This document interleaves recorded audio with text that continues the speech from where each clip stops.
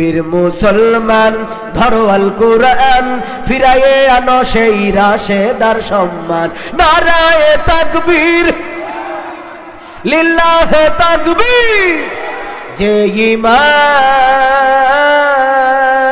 বলে হয়ে বলিয়া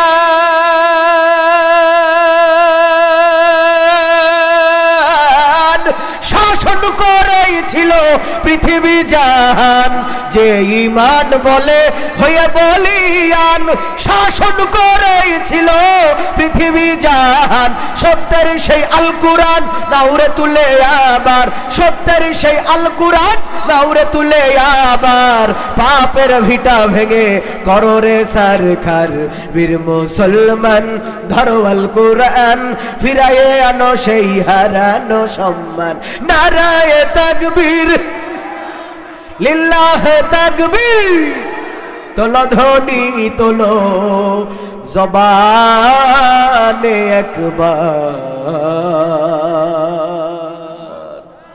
কষ্ট হচ্ছে না তো প্রিয় ভাইয়েরা অনেকে মনে মনে ভাবতে পারেন হুজুর মনে হয় আজকে দেবে তৌহিদ কি আমানত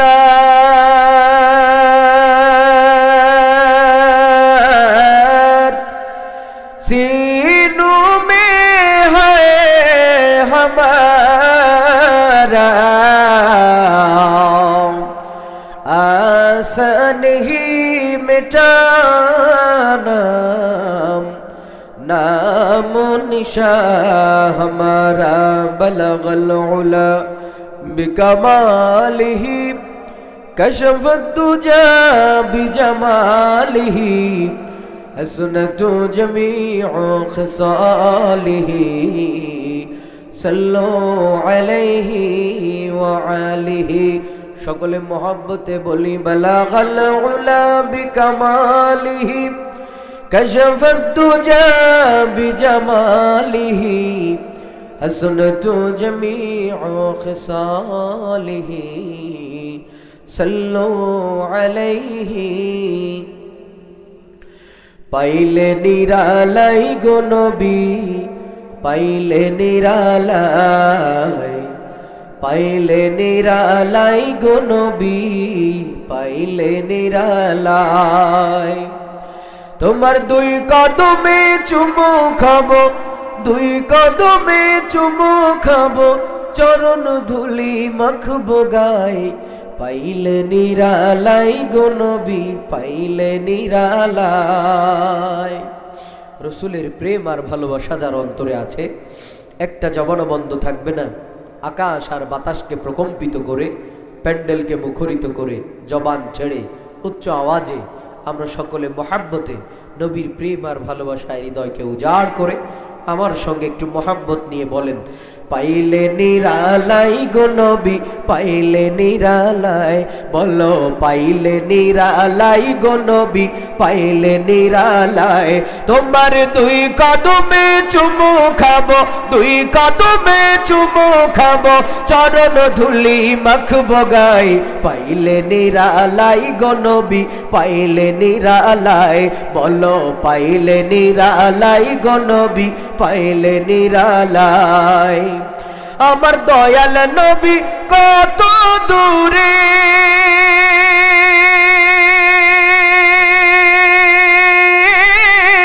লোহিত সাগরের তীরে আমার দয়াল নবী কত দূরে লোহিত সাগরের তীরে মদিনার ওই সোনার ঘরে মদিনার ওই সোনার ঘরে আছেন তিনি সর্বদাই পাইলে নিরালাই গো নবী নবীর প্রেম ভালোবাসায় আমার সঙ্গে একটু মহব্বতে পাইলে নিরালাই গো নবী পাইলে নিরালাই ও পাইলে নিরালাই গো নবী উম্মতি উম্মতি বলে কাঁদলেন নবী জীবন ভরে উম্মতি উম্মতি বলে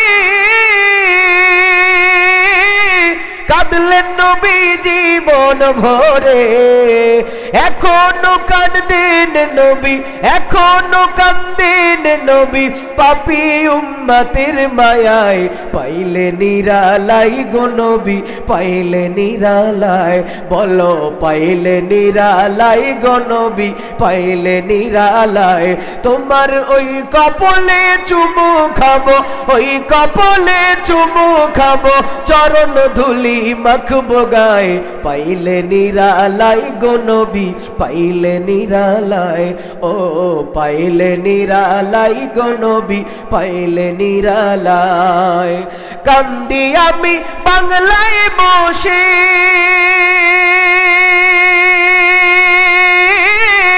দাও না দেখা স্বপ্নে এসে, কান্দি আমি বসে বসে, কান্দি আমি বসে বসে, আপনাকে পাবার আশায়, পাইলে নিরালাই গো নবী, পাইলে নিরালায়। ও পাইলে নিরালাই গো নবী, পাইলে নিরালায়। তোমার দুই কদমে চুমু খাবো, দুই কদমে চুমু খাবো, চরণ ধুলি মাখবো গায়ে, পাইলে নিরালাই গো নবী, পাইলে নিরালায়। ও পাইলে নিরালাই গো নবী, পাইলে নিরালায়। একটু জিকির হবে লা ইলাহা ইল্লাল্লাহ, লা ইলাহা। মনিটর কি এটা বন্ধ? এটা বন্ধ। মোহাম্মদ লা ইলাহা ইল্লাল্লাহ, লা ইলাহা। জবান ছেড়ে লা ইলাহা ইল্লাল্লাহ, লা ইলাহা। ফেরাউন বলে আসিয়া রে, মুসার কালিমা ছাড়িয়া দে, আসিয়া বলে জীবন দেব তবু মাওলার কালেমা ছাড়ব না, লা ইলাহা মুহাম্মদ লা ইলাহা ইল্লাল্লাহ, লা ইলাহা। নবীজি যখন বয়ান করতেন, সাহাবীরা জুড়ে মিলে বসে পড়তেন, মুশরিক যারা বসত না তারা, মুনাফিক যারা বসত না তারা, রাস্তায় ঘোরাফেরা করত তারা, লা ইলাহা মুহাম্মদ লা ইলাহা ইল্লাল্লাহ, লা ইলাহা। দিন দুনিয়ার বাদশা তুমি, তুলনা বিহীন অসীম পার, দিন দুনিয়ার বাদশা তুমি, তুলনা বিহীন অসীম পার। তোমার ইশারায় ঝরে রহমত, তোমার ইশারায় ঝরে রহমত, খুলে যে যাই বেহেশতের দ্বার, খুলে যে যাই বেহেশতের দ্বার। দিন দুনিয়ার বাদশা তুমি, তুলনা বিহীন অসীম পার, লা ইলাহা ইল্লাল্লাহ, লা ইলাহা, লা ইলাহা ইল্লাল্লাহ মুহাম্মাদুর রাসূলুল্লাহ। কলিজাত থেকে বলেন সাল্লাল্লাহু আলাইহি ওয়াসাল্লাম।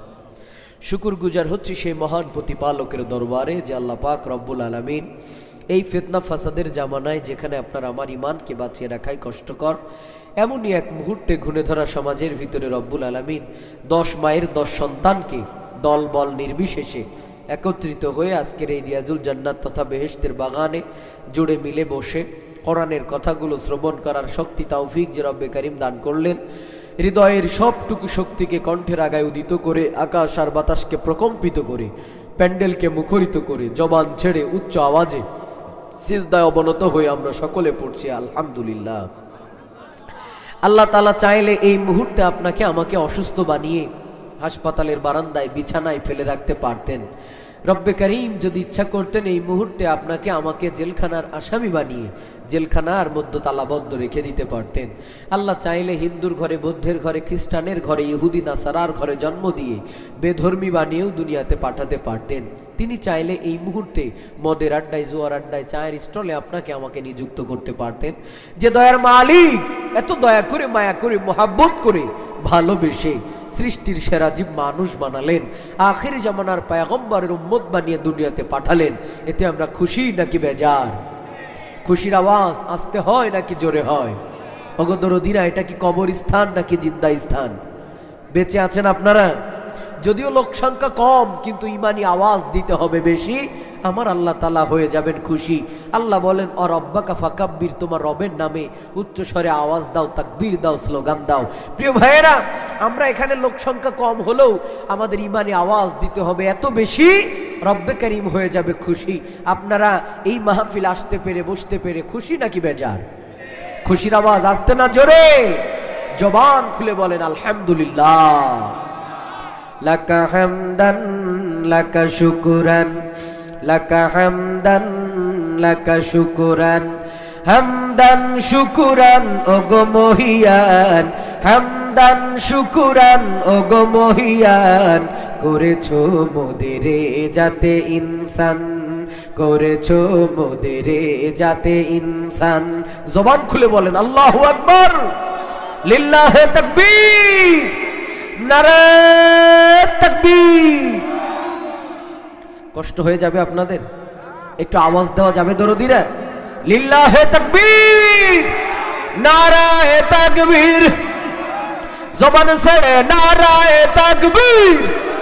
তোলো ধ্বনি তোলো ধরাইয়ার একবার, তোলো ধ্বনি তোলো জবানে একবার, বীর মুসলমান ধরো আল কুরআন, ফিরাইয়ে আনো সেই হারানো সম্মান।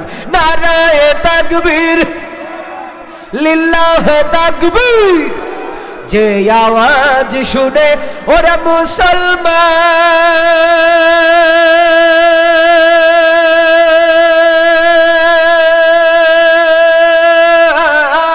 ভয়ে কাঁপিত কাফের বেঈমান। যে আওয়াজ শুনে ওরে মুসলমান, ভয়ে কাঁপিছে ভারতের বেঈমান। দৌড়ে সেই হুঙ্কার জবানে একবার, দৌড়ে সেই হুঙ্কার ধরাইয়ার একবার, পাপের ভিটা ভেঙে করো রে সারখার। বীর মুসলমান ধরো আল কুরআন, ফিরাইয়ে আনো সেই রাশেদার সম্মান। নারায়ে তাকবীর, লিল্লাহি তাকবীর। যে ঈমান বলে হয়ে বলিয়া,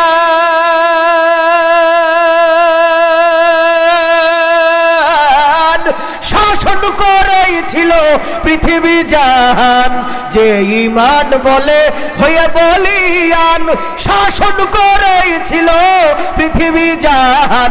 সত্যের সেই আল কুরআন নাউরে তুলে আবার, সত্যের সেই আল কুরআন নাউরে তুলে আবার, পাপের ভিটা ভেঙে করো রে সারখার। বীর মুসলমান ধরো আল কুরআন, ফিরাইয়ে আনো সেই হারানো সম্মান। নারায়ে তাকবীর, লিল্লাহি তাকবীর। তোলো ধ্বনি তোলো জবানে একবার। কষ্ট হচ্ছে না তো? প্রিয় ভাইয়েরা, অনেকে মনে মনে ভাবতে পারেন হুজুর মনে হয় আজকে দেবে, কিন্তু আমরা তো সব জায়গায় দিতে পারি না। বিগত দিনগুলোতে কথা বলতে হলে অনেক হিসাব করে বলতে হয়েছে। সরকারের কিরামান কাতিবিনগণ আমাকে পিছনে লাগাইনেই ছিল সব জায়গায়, এজন্য কথাও বলতে হয়েছে অনেক হিসাব করে। তবে এখন আল্লাহর কোরআনের কথাগুলো আমরা বলবো প্রাণ খুলে, শুনবো মন খুলে, কোনো বাধা নাই। কোনো বাধা আছে? দরদি ভাইয়ের একান্ত আপনজনেরা এক সময় ছিল মাহফিল কমিটি একটা মাহফিল করতে গিয়ে, আয়োজন করতে গিয়ে থানায় ঘুরতে ঘুরতে পায়ের স্যান্ডেলের ফিতা ছিঁড়ে যেত। কথা বলেন ঠিক কি না? ওসি অনুমতি দিত তো ডিসি দিত না, ডিসি দিত তো এসপি দিত না, এসপি দিত তো এসআই দিত না। এভাবে ঘুরতে ঘুরতে দেখা যাচ্ছে মাহফিলি এক পর্যায়ে বন্ধ হয়ে গেল। বক্তাদের দাওয়াত দিতে হলেও বক্তাদের ভোটার আইডি কার্ড দিয়ে অনুমতি নিতে হতো থানা থেকে। সেই দিন তো এখন আর নাই। কোরআনের কথাগুলো বক্তার মন গড়া তৈরি করা হবে না, কোরআনের কথাগুলো শ্রোতাদের মনের চাহিদা মতো হবে না, কোরআনের কথাগুলো কমিটির লিখিত অনুযায়ী কোনো বক্তব্য হবে না। অতএব কোরআনের কথাগুলো বলতে হবে আর শুনতে হবে কোরআনের মতো করে। ১৫০০ বছর আগে আল্লাহ তাআলা কোরআনে কারীম নাজিল করে আদেশ করেছেন যেইভাবে কোরআনের কথাগুলো বলতে হবে আর শুনতে হবে ঠিক সেইভাবে। এখন আপনারা কোরআনের কথাগুলো কোরআনের মতো করে শুনতে চান তো দরদিরা? আখিরি মুনাজাত পর্যন্ত থাকবেন তো সবাই? যারা আছেন, যে কয়জন আছেন এই কয়জনই যথেষ্ট আলহামদুলিল্লাহ। শেষ পর্যন্ত যদি মুনাজাত পর্যন্ত থাকেন, থাকবেন না ভাগবেন? সবাই বলেন, থাকবেন না ভাগবেন? কারা কারা শেষ পর্যন্ত থাকবেন না? দেখছেন, এই ইমানের পরীক্ষা একটু হয়ে গেল। মাঝে মাঝে এরকম পরীক্ষা হবে, আপনারা আবেগে হাত তোলা মানুষ বোঝা গেছে, মানে পুরাপুরি কথা না শুনে আগে হাত তুলে বসে থাকেন। কোথায় সুবহান আল্লাহর, কোথায় আলহামদুলিল্লাহ, কোথায় আল্লাহু আকবার বলা লাগবে, আমরা এটা অনেক সময় বুঝি না। দরদিরা আমরা আবেগে হাত তুলি, সুরের পাগল। যেই বক্তার একটু কণ্ঠ ভালো আমরা সেই বক্তার ভক্ত। যদি এলেম কালাম নাও থাকে, কানে হাত দিয়ে বাকারে মার্কে একখান টান দিলে আমরা কলিজা ঠান্ডা হয়ে যায়। আর যেই বক্তার এলেম কালাম ভরপুর, কণ্ঠ নাই, সুর নাই, ঘন্টার পর ঘন্টা কোরআন হাদিসের রেফারেন্স দিয়ে বয়ান করে, মাঠে মুঠে লোক নাই, আছে না নাই? ওগো দরদি ভাইয়েরা, এই জন্য আমি প্রায় সময় বলে থাকি, এক বক্তার অভ্যাস ছিল অনেক করুণ সুরে, মায়াবী সুরে তিনি বয়ান করতেন। তো ওয়াজ করতেছেন, মক্কা গেলাম, মদিনা গেলাম, নোয়াখালী আর বরিশালের মতো এত ভালো জায়গা আর পাইলাম না। তো এই করুণ সুর শুনে এক মুরব্বী চাচায় কান্দে, কয় আহা, আমার দিল কলিজা ঠান্ডা হয়ে গেছে। এক যুবক শিক্ষিত পিছন থেকে ধাক্কা দিয়ে বলে, চাচা আপনি কান্দেন কে? কয় বাবু দেখো হুজুর কত মধুর সুরে বয়ান করলো, আমার দিল কলিজা ঠান্ডা হয়ে গেছে। যুবক ডাক দিয়ে বলে, চাচা আপনার ইমান তো এখনো কাঁচা, আপনি আওয়াজ শুনেছেন, ওয়াজ শোনেন নাই। হুজুর বলেছে মক্কা গেলাম, মদিনা গেলাম, নোয়াখালী আর বরিশালের মতো এত ভালো জায়গা পাইলাম না। ও চাচা, আল্লাহর ঘর যেখানে কাবা ঘর, সেখানে 1 রাকাত নামাজ যদি ওখানে দাঁড়িয়ে কেউ আদায় করে, 1 লক্ষ রাকাত নামাজের সওয়াব আল্লাহ আমল নামায় তুলে দেয়। এই পাশের ভাইরা কি সুবহানাল্লাহ ফজরের পরে বলবেন নাকি? তো চুপ করে বসে আছেন, কে আওয়াজ দিয়ে কন্যা সুবহানাল্লাহ? এদিকে প্রিয় ভাইরা, এই যে যুবক তরুণ ভাইরা, আপনার একটু সামনে আগে আসেন তো, কেমন বিশৃঙ্খলা দেখা যাচ্ছে। আসেন একটু সামনে, খুব মনোযোগ, গভীর মনোযোগ দিতে হবে। আজকে খুব গুরুত্বপূর্ণ আলোচনা আপনাদের সামনে আমি পেশ করতে চাই, যদি আপনাদের অনুমতি পাই। আপনারা কি রাজি আছেন ভাই? একটু গভীর মনোযোগ দিতে হবে। তো মক্কা মদিনায় 1 রাকাত নামাজ পড়লে, মক্কাতে গিয়ে 1 রাকাত নামাজ পড়লে 1 লক্ষ রাকাত নামাজের সওয়াব আল্লাহ আমল নামায় তুলে দেয়। আর নোয়াখালী বরিশালে দাঁড়িয়ে 1 রাকাত পড়লে কয় রাকাতে সওয়াব হয়? ওই বাবু 1 রাকাতেরই হয়। তাহলে বোঝা গেল আপনি আওয়াজ শুনেছেন, ওয়াজ শোনেন নাই। এখন আপনারা বলেন, ওয়াজ শুনবেন নাকি আওয়াজ শুনবেন? আল্লাহ আমাদের দিলের কান দিয়ে ওয়াজ শোনার তৌফিক দিক, বলে না আমিন। দ্রুত সালাম পড়ে নিচ্ছে আমাদের কলিজার টুকরা নবীর প্রতি। যখন ছিল না কোনো আইন, ছিল না কোনো শাসন, গোটা সমাজ যখন গাঢ় কালো আধারে নিমজ্জিত ছিল, যে যুগটাকে বলা হতো জাহেলিয়াতের যুগ, যে যুগে খুন গুম জেনা ব্যভিচার ধর্ষণ ছিল মানুষের নিত্যদিনের প্রয়াস, এমনই এক ঘুণে ধরা সমাজের ভিতরে রব্বুল আলামিন এমন একজন মহামানবের আবির্ভাব ঘটালেন, যার আগমনে ধন্য হয়ে গেল গোটা সমাজ, গোটা জাতি। আধারের যুগকে নিধন করে যে প্রিয় মহামানব সোনালী একটি যুগ আমাদেরকে উপহার দিলেন, আপনার আমার সকলের প্রিয় নবী, মাথার মুকুট নয়নের মণি, কলিজার টুকরা নবী, আকায়ে নামদার তাজদারে মদিনা, সরদারে আলম নবী জনাবে মুহাম্মদ রাসূলুল্লাহ, কলিজার থেকে বলেন সাল্লাল্লাহু আলাইহি ওয়াসাল্লাম। তিনি এসেছিলেন এমনই এক জাহেলি সমাজে, যে সমাজের মানুষগুলো এত নিকৃষ্ট, বেহায়া, বেলাজা, বেশরম, লাত মানাত উজ্জা হগল মূর্তির পূজা করে, চন্দ্র সূর্য পাহাড় পর্বতের পূজা করে নিজেদের ঈমান আমলকে সব নষ্ট করে ফেলেছিল, বিলীন করে ফেলেছিল। এই জাহেলি সমাজের রূপকে পরিবর্তন করার জন্য আল্লাহ পাক রব্বুল আলামিন আখিরি জামানার পয়গম্বরকে দুনিয়ার জমিনে পাঠালেন। আল্লাহ তাআলা লৌহে মাহফুজ থেকে সংরক্ষিত 30টি পারা কোরআন নামক একটি ক্যাটালগ, একটি গাইড বুক, একটি গাইডলাইন, একটি সংবিধান পাঠালেন এ জাতির হেদায়েতের জন্য, কল্যাণের জন্য। আল্লাহ যত নবী রাসূল পাঠিয়েছেন, তাদের কাছে আল্লাহ আসমান থেকে পাঠিয়েছেন কিতাব, আল্লাহ তাআলার কিতাব। এমন একজন মহামানব আমরা পেলাম, যার কাছে আল্লাহ তাআলা পাঠালেন কালামুল্লাহ। আওয়াজ করে বলেন না একবার সুবহানাল্লাহ। আল্লাহ বলেন এ কোরআনের কাছে আসবে যারা, মাথা নত করবে যারা, কোরআনের আইন দিয়ে জীবন পরিচালনা করবে যারা, সমাজ রাষ্ট্র পরিচালনা করবে যারা, দুনিয়া এবং আখেরাতে সম্মানিত হবে তারা। আর কোরআনের আইনকে বাদ দিয়ে নিজেদের মন গড়া তৈরি করা আইন সমাজে প্রতিষ্ঠা করতে চাইবে যারা, আল্লাহ বলেন আমার নামও আল্লাহ, আমার সঙ্গে যুগে যুগে কোরআনের সঙ্গে দেবে যারা পাল্লা, তাদের দেহ থাকবে, দেহর সঙ্গে আমি আল্লাহ রাখবো না তাদের ঘাড়ের কল্লা। আওয়াজ করে কন্যা একবার সুবহানাল্লাহ। সে আল্লাহ আজও আছে না নাই? আজকে কোরআনের কথাগুলো শোনার জন্য মাঠে লোক নাই। যদি হতো এখানে গানের অনুষ্ঠান, লোকের কোনো অভাব হতো না। দূর দারান্ত থেকে পাগলের মতো মানুষ, পঙ্গপালের মতো ছুটে আসতো গান শোনার জন্য। আজকে কোরআন শোনার জন্য মানুষ নাই। ও দরদিরা, এই জন্য আমি প্রায় সময় বলি, দেখবেন ওয়াজ মাহফিলে লোক আসতে চায় না। রাত যত বাড়ে শ্রোতারা তাড়াতাড়ি পিছন দিকে সরে আর বাড়িতে গিয়ে আরামের বিছানায় পড়ে। আমি মনে করি তাদেরকে সবচেয়ে বড় শয়তানে ধরে। আপনারা কি মনে করেন? আর যদি মুসলমান শোনে গান, দিয়ে দেয় প্রাণ। যদি হয় গানের অনুষ্ঠান, রাত যত বাড়ে শ্রোতারা আইসা তাড়াতাড়ি পিছন দিকে জোড়ে। যদি বাড়িতে গিয়ে আরামের বিছানায় পড়ে, শয়তানে গিয়ে ওদের কান ধরে টানে আর গানের অনুষ্ঠানে আনে। বর্তমান মুসলমানেরা শয়তানের কথাই বেশি পরিমাণে মানে। তবে আমরা যেন কেউ শয়তানের গোলাম না হয়ে যায়। আমরা তো হয়েছি সেই সিজন ওয়ালা মুসলমান। যখন আসে রমজান আর কুরবানি, তখন আমরা পরি লম্বা একখান পাঞ্জাবি। যখন আসে শবে বরাতের রাত, আমরা মসজিদের বারান্দায় গিয়ে হয়ে পড়ি কাজ, সিজদায় গিয়ে আল্লাহরে বলি, আল্লাহ আমরা তো তোমারে মানি। আল্লাহ বলে, হ তুই যে কত নম্বর সিরিয়ালের বাট পারো না আমি খুব ভালো করেই জানি। তার মানে আমরা আল্লাহর সঙ্গে সিটারি করি আর বাট পারি করি। আজকের এই প্রোগ্রাম থেকে নিয়ত করব, আল্লাহ তাআলা আমাদেরকে প্রকৃত ইমানদার বানিয়ে আল্লাহ আমাদেরকে ঘরে ফিরাই দিক। আল্লাহুম্মা আমিন।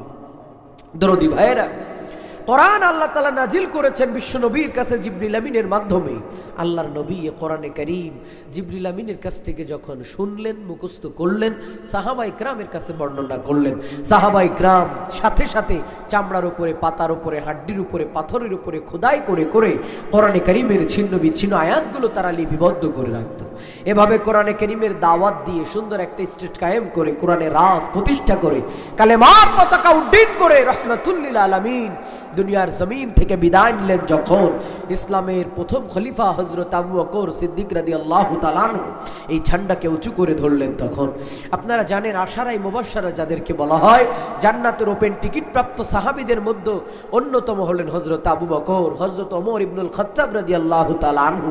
নবীজি ইন্তেকালের পরে নবীজির পাশে তার কলিজার টুকরা মেয়েকে নবীজি জায়গা দেন নাই। নবীজির পাশে কলিজার টুকরা সন্তানদেরকে তিনি রাখেন নাই, বিবিদেরকে রাখেন নাই। আল্লাহর নবীর পাশে দুইজন সাহাবী জায়গা পেয়েছেন। একজন হলেন আবু বকর, একজন হলেন হযরত ওমর রাদিয়াল্লাহু তাআলা আনহু।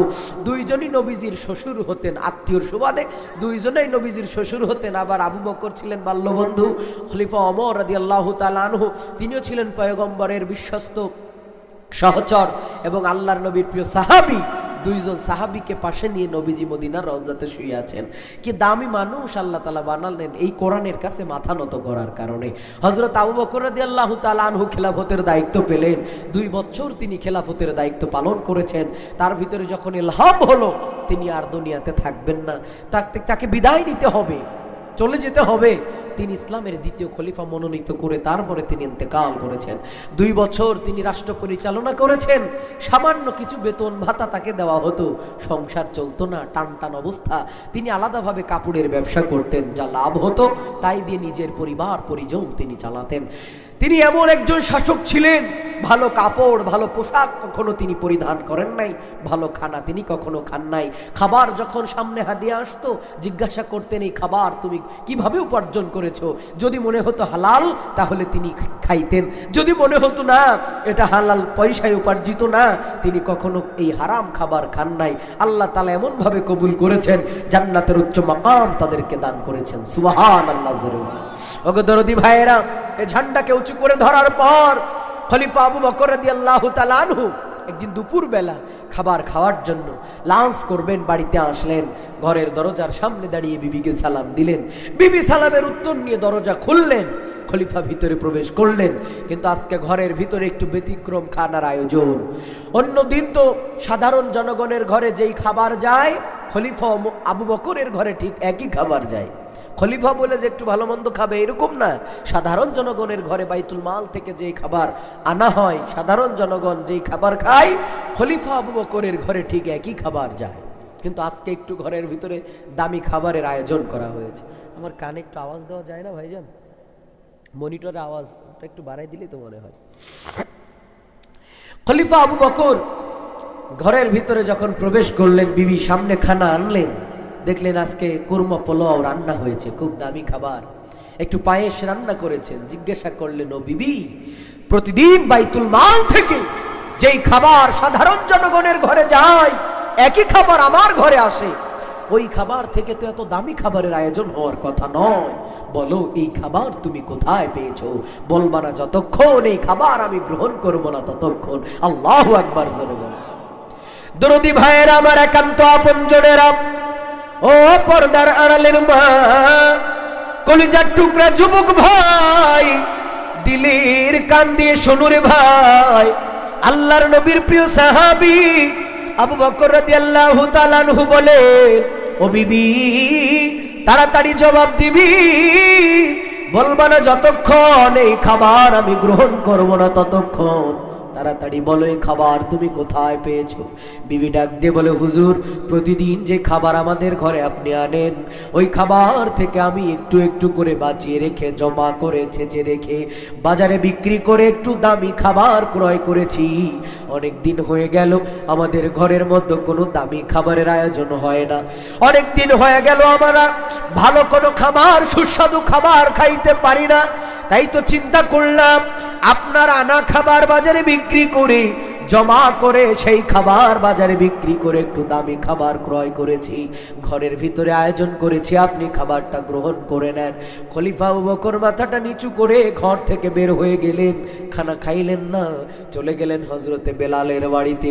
বেলালকে ডাক দিয়ে বলে, বেলাল, তাড়াতাড়ি আসো, মসজিদে নববীতে আজান দিয়ে দাও। বেলাল ডাক দিয়ে বলে, হুজুর, কোন ওয়াক্তের আজান আপনি দিতে বলেন? এখন তো জোহরের সময় নয়, আসরের ওয়াক্ত নয়, কোন ওয়াক্তের আজান এখন আপনি দিতে বলেন? আল্লাহর নবীর প্রিয় সাহাবী ডাক দিয়ে বলে, বেলাল, জোহরের আজান নয়, আসরের আজান নয়, মদিনার জনগণকে এক জায়গায় করার জন্য এলান দিয়ে দাও, আজানের মাধ্যমে সবাইকে জমায়েত করো। আমি এই মুহূর্তে মদিনার জনগণের উদ্দেশ্য বক্তব্য দিতে চাই। অসময়ে যখন আজান হয়, মদিনার জনগণের বুঝতে আর বাকি নাই, আল্লাহর নবীর সাহাবী আবু বকর হয়তো পড়ে গেছে বেকায়দায়। এই জন্য আমাদের উদ্দেশ্য নতুন কোনো বক্তব্য দিতে চাই। আজানু শেষ, মদিনার জনগণ এক জায়গায় হাজির হয়ে গেল। যখন আল্লাহর নবীর সাহাবী উঁচু জায়গায় দাঁড়ালেন, তখন ঘোষণা দিলেন, বক্তব্য শুরু করলেন, ও আমার জাতির লোকেরা, ও মদিনার সাহাবীরা, ও আল্লাহর নবীর প্রিয় সাহাবীরা, তোমরা কি চাও আমি আমার বাল্য বন্ধু রহমাতুল্লিল আলামিনের সঙ্গে এক জান্নাতে থাকি? এটা কি তোমরা চাও? ও মদিনার জনগণ,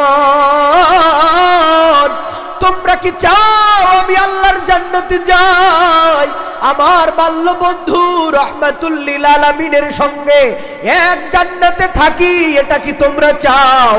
মদিনার জনগণ ডাক দিয়ে বলে, হুজুর, আল্লাহ তাআলা না জান্নাতের টিকিট আপনার হাতে দিয়েছে, আপনার কিসের এত চিন্তা, কিসের এত টেনশন? আপনি না জান্নাতের মেহমান। খলিফা ডাক দিয়ে বলে, যে আল্লাহ তাআলা আমার কাজের প্রতি খুশি হয়ে জান্নাতের টিকিট দিয়েছেন, ওই আল্লাহ আবার আমার কাজের প্রতি রাগান্বিত হয়ে, বেজার হয়ে টিকিটটা আবার ক্যান্সেল করে দিতে পারে। এই জন্য তোমাদের কাছে আমার দাবি হলো, প্রতিদিন বাইতুল মাল থেকে যে খাবার আমার ঘরের মধ্যে তোমরা পাঠাও, ওই খাবার থেকে একটু একটু কম খাবার আমার ঘরের ভিতরে দিও। বেশি খাবার দেওয়ার কারণে আমার বিবি ঘরের ভিতরে আরামায়েশ ভোগ বিলাসের স্বপ্ন দেখে। দামি পোশাক, দামি খাবার আমার প্রয়োজন নয়, আমি আল্লাহর জান্নাতের মেহমান হতে চাই। কি ইমান আল্লাহ তাআলা তাদেরকে দান করলেন, কি দামি মানুষ বানালেন, কোন মাকামে পৌঁছিয়ে দিলেন। 2 বছর খেলাফতের দায়িত্ব পালন করে তিনি যখন বিদায় নিলেন, আসলেন, এই ঝান্ডাকে আবার উঁচু করে ধরলেন ইসলামের দ্বিতীয় খলিফা হযরত ওমর ইবনুল খাত্তাব রাদিয়াল্লাহু তাআলা আনহু। তিনিও 2 বছর খেলাফতের দায়িত্ব পালন করেছেন। তৎকালীন সময়ের ক্ষমতা লুভিরা নামাজরত অবস্থায় বল্লমের আঘাতে নানি ভুড়ি বের করে শাহাদাতের পেয়ালা পান করিয়ে তাকে দুনিয়ার জমিন থেকে বিদায় করে দিয়েছে।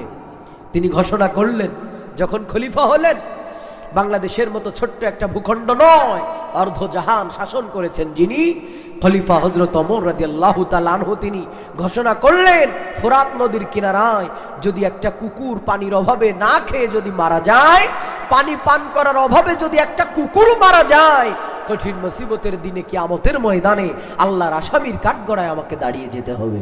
কেমন শাসক ছিলেন!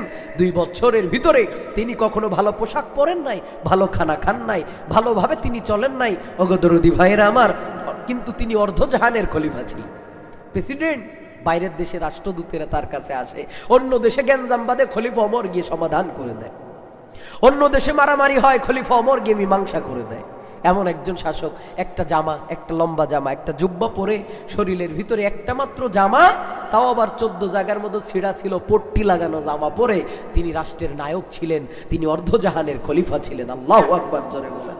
ওগো দরদি ভাইয়েরা, রাত্রবেলা তিনি ঘুমান না, গভীর রজনীতে উঠলেন। গভীর রজনীতে তিনি ঘুম থেকে উঠে গোসল সারলেন, 2 রাকাত নামাজ আদায় করলেন, তরবারি বের করে বিবিকে ডাক দিয়ে বলে, ও বিবি, স্বামী হিসেবে আমি তোমার হক আদায় করেছি, গোসল ফরজ ছিল, গোসল সেরেছি। বাবা হিসেবে সন্তানদের হক আদায় করেছি, সন্তানদের মাথায় হাত বুলিয়ে ঘুম পাড়িয়ে দিয়েছি।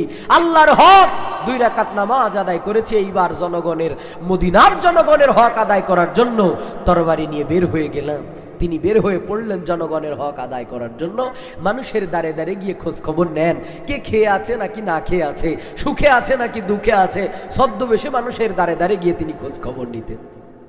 র্যাব নাই, চিতা নাই, কুবরা নাই, পুলিশ নাই, র্যাব, বিজিবি নাই, বিডিআর নাই, কেউ নাই, কোনো সৈন্যবাহিনী তার সঙ্গে নাই, সিকিউরিটি গার্ড নাই, পাশে কেউ নাই। তিনি একা একা মানুষের দ্বারে দ্বারে গিয়ে খোঁজ খবর নেন, মানুষ সুখে আছে নাকি দুঃখে আছে দেখার জন্য। এই খলিফা ওমর, আল্লাহ তাআলা কোন মাকামে তাদেরকে পৌঁছায় দিলেন, এমন ভাবে কবুল করেছেন। আপনারা জানেন যে খলিফা ওমর এক সময় মক্কার সব থেকে টপ লেভেলের সন্ত্রাস, আল্লাহর নবীর মাথা আনার জন্য রওনা হয়েছে। প্রতিমধ্যে কোরআনে কারীমের তেলাওয়াত তার কর্ণকহর ভেদ করে কলিজায় এমন ভাবে আঘাত করেছে, নিজের মাথাটাকে তিনি ইসলামের কাছে কোরবানি করে দিয়েছেন। মসজিদে নববীতে মুসল্লিরা বসা, খলিফা ওমর আসে না। কি ব্যাপার, ইমাম সাহেব এখনো আসে না কেন? খুতবা দেওয়ার সময় হয়ে যায়, ইমাম সাহেবের কোনো খবর নাই। মুসল্লিরা এক যুবককে, একজন সিপাহী পাঠালেন, যাও তো দেখো খলিফা ওমর কোথায়। নামাজের ওয়াক্ত হয়ে যায়, খলিফা এখনো মসজিদে নববীতে আসলো না। যুবক তরবারিকে কোষ মুক্ত করে খলিফা ওমরের বাড়িতে চলে গেলেন। বাড়িতে গিয়ে নক দিলেন, বিবি ডাক দিয়ে বলে, খলিফা ওমর ওই দূরে মরুভূমির ভিতরে, বালুর ভিতরে মাথাটা নিচু করে, খালি গায়ে, পিঠটা সূর্যের আলো পিঠে পড়তেছে, উনি মাথাটা নিচু করে বসে আছেন, শরীরের মধ্যে কোনো কাপড় নাই, পোশাক নাই। যুবক খলিফা ওমরের নিকটে এসে ডাক দিয়ে বলে, হুজুর, আপনি এইভাবে মাথাটা নিচু করে খালি গায়ে রোদের মধ্যে কেন বসে আছেন? মসজিদে নববীতে কি যাইবেন না? নামাজ পড়াবেন না? খুতবা কি দিবেন না? মুসল্লিরা আপনার অপেক্ষায়, তাড়াতাড়ি মসজিদে নববীতে আসেন। হুজুর ডাক দিয়ে বলে, ও ভাই, আমার একটা মাত্র জামা, আমার একটা মাত্র জুব্বা যখন ময়লা হয়ে যায়, অপরিষ্কার হয়ে যায়, এই একটা মাত্র জুব্বা আমি পরিষ্কার করে রোদে শুকাইতে দিই। খালি গায়ে বসে আছে মাথাটা নিচু করে, আর পাশে এক জায়গায় জুব্বাটা শুকাইতে দেছে রোদের ভিতরে। বলে, তুমি মসজিদে নববীতে যাও, আমি কিছুক্ষণ পরে জুব্বা শুকাইলে তারপরে মসজিদে নববীতে আসবো। আল্লাহু আকবার বলেন। অর্ধজাহানের প্রেসিডেন্ট একটা মাত্র জামা শরীরের মধ্যে পরিধান করলেন, মসজিদে নববীতে তিনি আসলেন। একটা জুব্বা তিনি নতুন একটা জুব্বা বানিয়েই ফেললেন। একটা জামা পরে আর কতদিন থাকা যায়? নতুন একটা জুব্বা তিনি গায়ে দিয়ে মসজিদে নববীতে প্রবেশ করলেন। মসজিদে মুসল্লিরা বসা, এমপি, মন্ত্রী, আমলা, কামলা, মিনিস্টার, ব্যারিস্টার নয়, একজন সাধারণ মুসল্লি মসজিদের এক কর্নার থেকে ডাক দিয়ে বলে, ও খলিফা ওমর, যেখানে দাঁড়িয়েছো ওখানেই দাঁড়াও, আগে আমার একটা প্রশ্নের উত্তর দাও, তারপরে সামনে গিয়ে নামাজ পড়াও। যে খলিফা ওমর রাস্তা দিয়ে হেঁটে গেলে শয়তান ওই রাস্তা দিয়ে হেঁটে যেতে ভয় পায়, সেই খলিফা ওমরকে একজন সাধারণ মুসল্লি ধমক দিয়ে বলে, দাঁড়াও, আগে আমার প্রশ্নের উত্তর দাও, তারপরে সামনে গিয়ে নামাজ পড়াও। আল্লাহু আকবার জোরে বলো। খলিফা ওমর তো থমকে গেলেন, মাথাটা নিচু করে দাঁড়িয়ে রইলেন। প্রশ্ন হলো, ইয়ামেন থেকে এক টুকরা কাপড় আমিও পেয়েছি, তুমিও পেয়েছো, আমার এক টুকরা কাপড় দিয়ে আমার একটা লম্বা জামা হলো না? আর তুমি এত সুন্দর নাদুস নুদুস লম্বা জামা পরে মসজিদে নববীতে এসেছো, বলো এই জামা বানানোর জন্য অর্থ তুমি কোথায় পেয়েছো? বাইতুল মাল থেকে জনগণের টাকা চুরি করে তারপরে লম্বা জামা বানিয়েছো? আগে জবাবদিহি করো, তারপরে সামনে গিয়ে নামাজ পড়াও। যতক্ষণ জবাব দিবা না ততক্ষণ তোমার পিছনে আমরা নামাজ পড়বো না। আল্লাহু আকবার। কি বাক স্বাধীনতা আল্লাহ তাআলা তাদেরকে দান করেছেন কোরআনের আইন মানার কারণে। খলিফা ওমর মাথাটা নিচু করে দাঁড়িয়ে রইলেন। যখন তার কলিজার টুকরা সন্তান মসজিদে নববীতে প্রবেশ করলেন, তখন ডাক দিয়ে বলে, মুসল্লিরা, বাবার পক্ষ থেকে প্রশ্নের উত্তরটা আমি দিতে চাই, যদি আপনাদের কোনো আপত্তি না হয়। মুসল্লিরা বলে, বাবা দিক আর ছেলে দিক, উত্তর পাইলেই তো হয়। সন্তান ডাক দিয়ে বলে, ও মুসল্লিরা, ইয়ামেন থেকে এক টুকরা কাপড় আমিও পেয়েছি, আমার বাবাও পেয়েছে, আপনারাও এক টুকরা করে পেয়েছেন। আমার এক টুকরা কাপড় দিয়ে আমার একটা লম্বা জামা হয় না, আমার বাবারটা দিয়েও একটা লম্বা জামা হয় না। তো চিন্তা করে দেখলাম, আমার বাবা একজন দেশের প্রেসিডেন্ট, তিনি বাইরের দেশে মেহমান হয়ে যান, বাইরের দেশের রাষ্ট্রদূতেরা আমার বাবার কাছে আসে, এক জায়গায় বৈশা মিটিং বৈঠক করে। এইটা আমার বাবার গায়ে একটা মাত্র ছেঁড়া জামা, তাও 14 জায়গায় পট্টি লাগানো। এই দৃশ্যটা দেখার পর আমার অন্তরের মধ্যে সন্তান হিসেবে বড় কষ্ট হয়, বড় মায়া লাগে। এই জন্য আমার এক টুকরা কাপড় আমার বাবাকে হাদিয়া দিয়েছি। 2টা টুকরা কাপড় জোড়া লাগিয়ে আমার বাবা একটা লম্বা জামা বানিয়ে সেই লম্বা জামাটা পরে মসজিদে নববীতে এসেছে। এতে যদি কোনো অন্যায় হয়, যদি কোনো আপত্তি হয়, শাস্তি যদি দিতে হয়, আমাকে দেন, আমার বাবাকে নয়। মুসল্লি চোখের পানি ছেড়ে ডাক দিয়ে বলে, আমিরুল মুমিনিন ও খলিফাতুল মুসলিমিন, সামনে যান, নামাজ পড়ান। আল্লাহ যদি কিয়ামত পর্যন্ত আমাদেরকে হায়াত দেয়, আল্লাহ যদি কিয়ামত পর্যন্ত আমাকে হায়াত দেয়, আপনার মতো আমিরের পিছনে, আপনার মতো শাসকের পিছনে, আপনার মতো যোগ্য নেতার পিছনে কিয়ামত পর্যন্ত নামাজ আদায় করতে আমাদের কোনো আপত্তি নাই। এই জন্য নেতা যদি নেতার মতো হয়, সেই নেতা 41 সাল কেন 72 সাল পর্যন্ত যদি ক্ষমতায় থাকে, আমাদের কোনো আপত্তি নাই। কিন্তু নেতা যদি 2 নম্বর মাল হয়, তাইলে জনগণও তারে ক্ষমতার থেকে নামায়ে দেয়। কথা বলেন ঠিক না? ওগো আমার দরদি ভাইয়েরা, মিথ্যা প্রতিশ্রুতি দিয়ে তিনি এসেছিলেন 2009 সালে, মাথায় পট্টি আর হাতে তসবি। তিনি বলেছিলেন, আমি ঘরে ঘরে চাকরি দেব, 10 টাকা কেজি চাউল খাওয়াবো, মদিনা সনদে দেশ চালাবো। ক্ষমতায় আসার পরে সর্বপ্রথম আলেমদেরকে জেলখানায় বন্দি করে ফাঁসির কাস্টে ঝুলিয়ে দুনিয়ার থেকে বিদায় করে দিয়েছিল। কথা বলেন না কেন আমার প্রাণের ভাইয়েরা? মিথ্যা প্রতিশ্রুতি দিয়ে ক্ষমতায় আসার পর হাজারো মায়ের বুকগুলো খালি করে দিয়েছে। মিথ্যা মামলা দিয়ে খুন, গুম, বিভিন্ন কায়দায় অত্যাচার আর নির্যাতনের স্টিম রুলার আমার বুকের উপর দিয়ে, আমাদের বুকের উপর দিয়ে চালিয়েছে। আল্লাহর মায়ের, দুনিয়ার বাইর, আল্লাহ তাআলা যখন ধরে এভাবেই জুতা পিটা করে ছাড়ে। কথা বলেন না কেন প্রাণের ভাইয়েরা? 16টি বছর আমরা নির্যাতনের শিকার হয়েছি, মিথ্যা মামলায় জর্জরিত হয়েছি। মানে সঙ্গে থাকলে সঙ্গী, আর সঙ্গে না থাকলে জঙ্গি, এটাই ছিল ওদের ভঙ্গি। আমরা হক কথা বলেছি, আমাদেরকে বানানো হয়েছে রাজাকার, আমাদেরকে দেশদ্রোহী বানানো হয়েছে, আমাদেরকে বলেছে মৌলবাদ, আমাদেরকে বলেছে জঙ্গিবাদ। আমরা আল্লাহর কাছে দোয়া করেছি আর চোখের পানি ফেলেছি যে আল্লাহ, আমরা চাই স্বৈরাচারের পদত্যাগ। আল্লাহ বলে, আমি আল্লাহ তাআলা এত শক্তিশালী, তোমরা শুধু পদত্যাগ চেয়ে বসে থাকলে হবে? তোমরা চাইলে পদত্যাগ, আমি একবারে করে দিলাম দেশ ত্যাগ। কথা বলেন না কেন প্রাণের ভাইয়েরা? কি আপনারা খুশি হয়েছেন না বেজার হয়েছেন? আল্লাহ পাক রব্বুল আলামিন নতুন এক বিপ্লব, নতুন এক স্বাধীনতা আমাদেরকে দান করেছেন। আমরা দেখিনি 71, আমরা দেখিনি 52, কিন্তু 2024 সালে আমরা নতুন এক স্বাধীনতা আল্লাহ তাআলা আমাদেরকে দান করেছেন। এটা শুধুমাত্র মাজলুমের দোয়া কবুল হয়েছে। এটা আমাদের কলিজার টুকরা ছাত্র ভাইদের যে সমস্ত শহীদ হয়েছে, আমাদের প্রিয় আবু সাঈদ মুগ্ধের মতো সন্তানেরা যারা নিজেদের বুকটা পেতে দিয়েছে বুলেটের সামনে, তারা রক্ত দিয়ে, জীবন দিয়ে, তাদের বাবাদের চোখের পানির বিনিময়ে আল্লাহ তাআলা এই নতুন বিপ্লব আমাদের হাতে তুলে দিয়েছে। এই শান্তি আমাদেরকে আল্লাহ তাআলা দান করেছেন। সে আল্লাহ আজও আছে না নাই? ওগো আমার প্রাণের ভাইয়েরা, এই জন্য নেতা যদি হতে হয়, তাহলে ওমরের মতো নেতা হতে হবে, যে ওমরের পিছনে কিয়ামত পর্যন্ত নামাজ আদায় করতে কোনো সমস্যা নাই।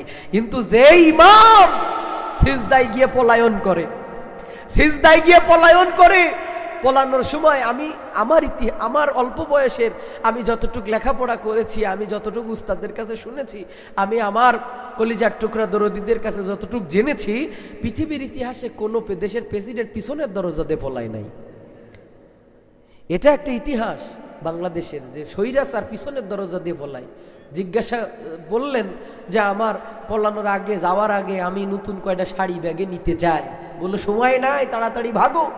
বললো তাইলে একটু বক্তব্য দিতে চাই, তো ও সময়ও হাতে নাই, তাড়াতাড়ি আগে যাও। ওগো দরদি ভাইয়েরা, আমি আমার বক্তৃতায় প্রায় সময় বলে থাকি, সৌদি আরব থেকে একজন লোক আসছে বাংলাদেশে। হজ করে আসার সময় মনে মনে চিন্তা করে, নবীর দেশ থেকে বাড়িতে যাচ্ছি, একটা পাগড়ি, একটা জুব্বা, একটা রুমাল নিয়ে যাব না? উনি আনলেন পাগড়ি, জুব্বা, রুমাল। রুমালের উপরে দিলেন তাজ, মুখস্থ আছে শুধু সূরা নাস, পড়তে গেছে মাগরিবের নামাজ। এখন আল্লাহ শান যেখানে বাঘের ভয়, ঠিক সেখানেই সন্ধ্যা হয়। ওই দিন ইমাম সাহেবও গেছে ছুটিতে, মুয়াজ্জিনও গেছে বাড়িতে।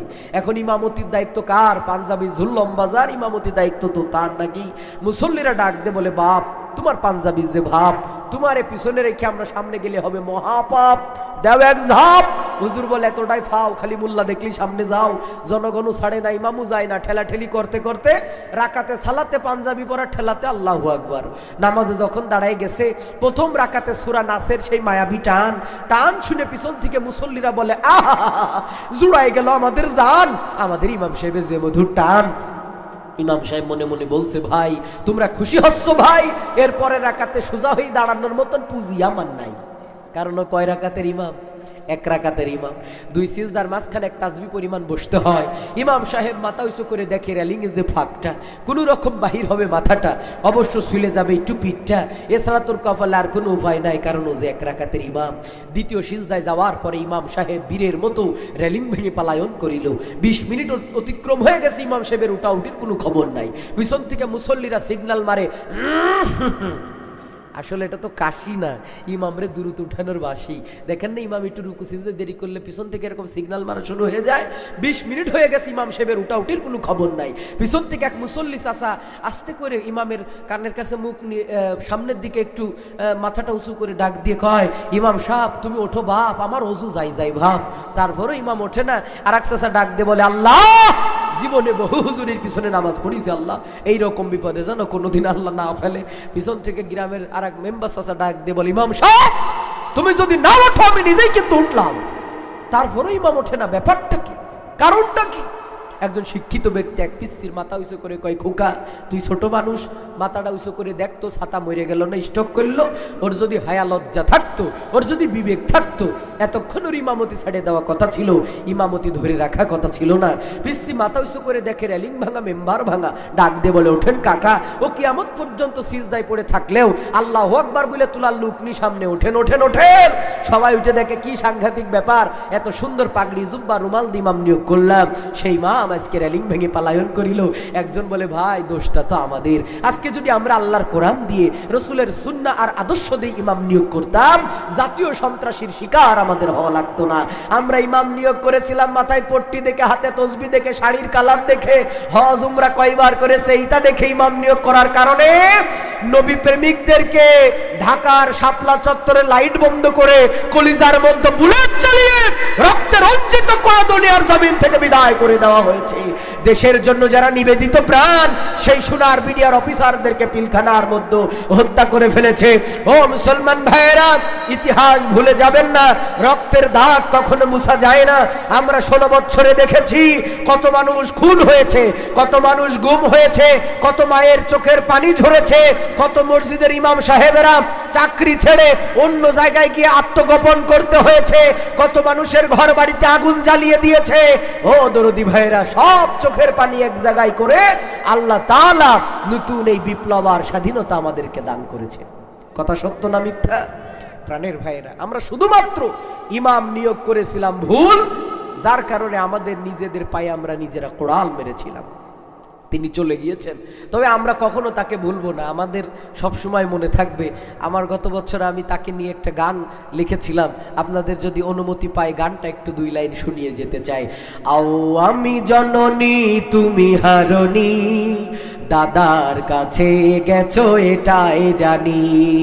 ও গো শেখ হাসিনা তুমি হারনি, পালিয়ে গেছো তুমি এটাই জানি, পালিয়ে গেছো তুমি এটাই জানি, দাদার কাছে গেছো এটাই জানি।